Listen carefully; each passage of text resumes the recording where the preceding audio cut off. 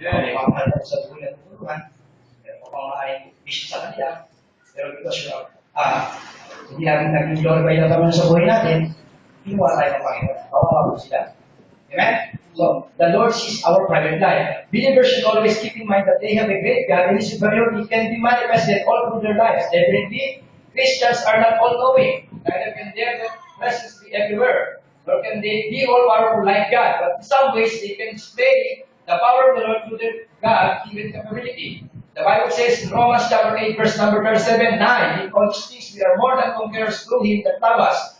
God wants His people to become victorious as they live and serve Him in truth, and He wants His children to be dependent on Him. Paul said that without Him, we can do nothing. So kung wala po ang Panginoon ay wala po tayong maayong gawin sa ating sarili. Amen. Kaya po lagi natin sa Panginoon. Lagi natin po sa ating Lord, without you, I can do nothing. Especially mga kapatid. Pag tayo lumabas, may pakikibaka. Sa labas po, puno ng pakikibaka. Puno ng temptation. Different kinds of temptations. Satan wants you to sin against the Lord. Amen? Gusto ni Satan sa magkasala kayo.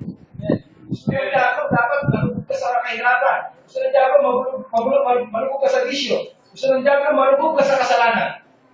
But ang gusto ng Panginoon sa buhay mo pa rin, glorious life. Kaya nga, lagi mong isipin. Di ba, may awiting, alam mo ba yung may awit na yung nakalimutan ko nasa dulo nila na ang Panginoon doon ay lagi tayo nakikita. Na ang Panginoon ay gusto niya lagi nagkatagumpay ko sa buhay natin bilang mga namamataya. Kaya ang gusto ng Panginoon sa atin a victorious life. Kaya kapatid, lagi natin isipin na mayroong Panginoon na nakakita sa atin. Lagi natin isipin na God is a sovereign God. We need to respect God in our life. Amen? Amen.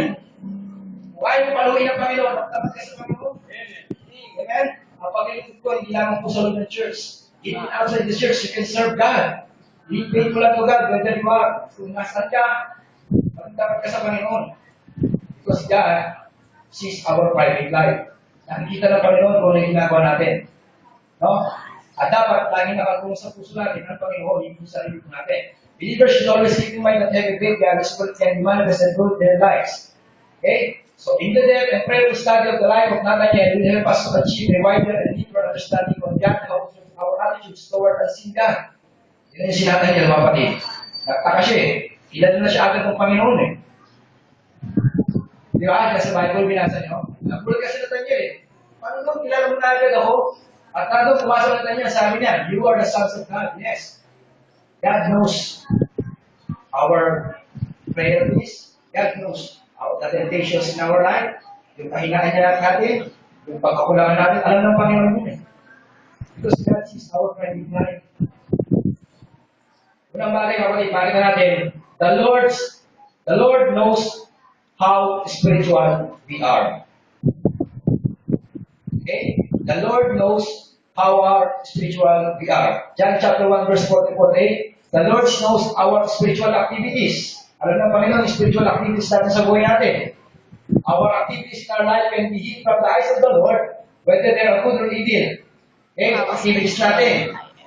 Kung alam ng Panginoon na kung ginagawa natin is for the glory of God, o kung ginagawa lang natin is to please yung mga tao sa paligid natin. God knows it. Because God knows our personal life. Our activities life cannot be hid before the eyes of the Lord. Sa harapan ng Panginoon, alam niya yung ginagawa natin. The Lord knows how spiritual we are. Kung gaano na po tayo palago, kung gaano tayo matapat sa Panginoon, kung ano yung mga kailangan natin, God knows it. Hindi rin dahil kapatid. Alam ng Panginoon yun Kung ikaw may nangihina, mapapit, sabihin mo sa Panginoon. Amen? Hindi ka tulong sa Diyos, lumapit ka sa Panginoon. Kung nakapagay ka nangihina, mapapit, tapos saan, doon ka palalong gumagawa ng kasalanan. Amen? Pag nangihina ka, mapapit, lumapit ka sa Panginoon. Hindi dapat lumalayo sa kasalanan. Amen? Hindi dapat tapos lang pag kami problema, gumagawa pa ng solusyon sa sarili niya. Amen? Alam mo, kapatid, ang sarili lang po, walang hindi sa buhay natin. Amen? Sayang ang mga lakas buhay mo. Kapag kinakistano ka pa, gumagawa pa ng hindi karapat-dapat sa Panginoon. Because God, remember this, God is sovereign God. God is omniscient. God is omnipotent. He is everywhere. Yeah, when you say, we love God, then show it. By action, mahal na Panginoon din. Kahit sa tayong lugar, Kristiyano pa rin tayo. Amen? Yes. Kahit saan tayo pupunta, Kristiyano pa rin tayo. Kahit pa natin, Kristiyano pa rin tayo. Amen? Yung kilos natin, Kristiyano pa rin tayo because God knows how spiritual we are. The Lord knows our spiritual activities. Sabi ng Bible in John chapter 1 verse 47, Jesus saw Nathanael coming to him and said unto him, Behold, an Israel indeed, in whom is no guilt. Nathanael said unto him, Let us go with me. Sabi niya, saan mo ko nakita? Paano mo ko nakilala? Paano mo nakilala yung background ko?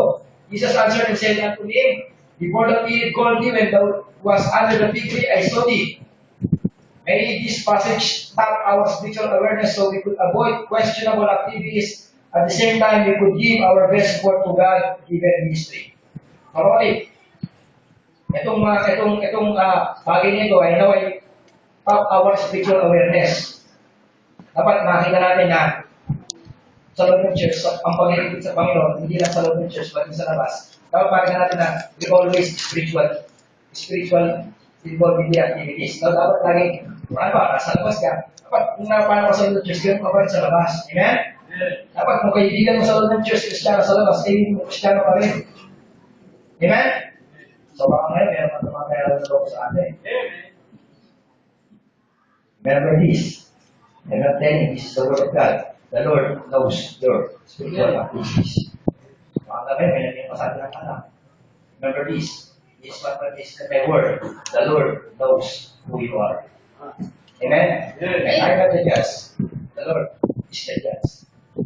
Kung ako mag-judge, kapatid, meron yung patawarin ko, hindi mo. Maring ako, wala lang sa akin. Kasi namin, I'm only human. Wala sa akin. Remember this. May Diyos po na rules ka. God is the righteous God. Pag nagkamali ka, papalutin ka. At tandaan mo kami, ang pagpapalo po ng Panginoon, hindi lang ng Diyos, pinalo ka ng tatay mong gano'n. Hindi lang sinuntok ka ng tatay mo. Wala naman. Hindi lang pagpapalo ng Panginoon. Ang pagpapalo ng Panginoon, masakit. Masakit ng Panginoon. Amen? Huwag mo siguro mangyari pa sa buhay nga. Huwag na mapatid. Because God knows who we are. Amen? Sometimes po kapatid, sabi ng iba, bakit hindi natin napalo si ganon? Ano mo kapatid? God is merciful. He wants you to change.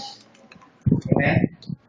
God is merciful. Pero kung hindi merciful ang Panginoon, huwag mo masuhin. God wants you to change. Change your life. Serve the Lord. Be faithful to God. Kahit saan ka pumunta, dapat Kristiyano ka pa rin. Amen? Amen. Kristiyano tayo sa Lord ng Church. Kapag sa akin, sino tayo Kristiyano? Mayaya ka ng sama ko. Oh, remember this. Remember this. Nalulukot ko ang Panginoon. Amen. Amen? Sabi mo, mahal mo ang Panginoon. Amen. Start what you believe. Amen. Amen? Start what you believe. Kristiyano ko, ayaw ko sirahin ng Panginoon sa buhay. Ayaw ko mawala ng tiwala ng Diyos sa akin. Kahit hindi ako nakikita ng pastor, kahit hindi ako nakikita ng kapatid para ng palataya, I believe. God knows who am I. Amen? God knows who am I. Alam ng Diyos kung sino ako. Kahit hinusgahan ako ng kapatid sa palataya, kahit hinusgahan ako ng mga tao na kapatid sa akin, but I know who I believe God knows who am I. Amen? Alam mo, panawakan natin kung sino natin kalagayan. Kahit ako sumili ka kapatid, tatayo ka sa pananampalataya mo. Kahit yung message natin kanina, di ba kapatid? Sabi, yung message natin, God is a superior. God is a sovereign God. If God is sovereign God, dapat magkaroon ka ng respeto sa Panginoon. Kung paano tayo respeto ng Panginoon, binigyan niya tayo ng bill of position magpasya, dapat kapatid, yung respeto nito, hindi para busin, hindi bigyan ng kalawalatian ng Panginoon. Amen? Di ba, binigyan tayo ng kalayaan ng Panginoon, pinagkakahan natin ganyan. Sabi ng Panginoon, binigyan tayo ng kalayaan. Pero yung kalayaan ito, hindi ko yung lisensya upang sirain natin yung ating buhay. Ang kalayaan ito, binigay ng Panginoon upang ito'y pagpuri sa Panginoon. Amen? Yung kalayaan binigay sa inyo ng Panginoon, binigay sa inyo ng Panginoon yan upang walakin mo siya sa buhay mo. Hindi para sirain ang buhay mo. Kasi papawin yung Panginoon. Diba? At sobrang, di ba, napag-aralan kanina maliwanag sa Bible? Bible says, God is sovereign. Tayo po ay hindi sinusita ng Panginoon. Kung ito yung gagawin mo sa Diyos. God give us a freedom to choose. But that freedom is not the life.